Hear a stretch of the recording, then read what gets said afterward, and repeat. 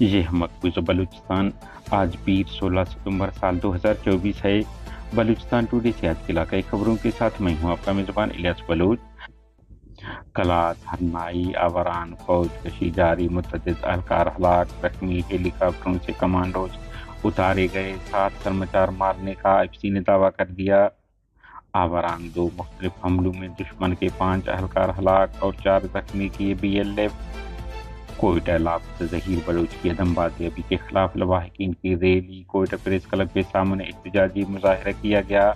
مظاہرین نے Quetta press club سامنے احتجاج کرتے ہوئے ان کی فوری بازیابی کا مطالبہ کیا۔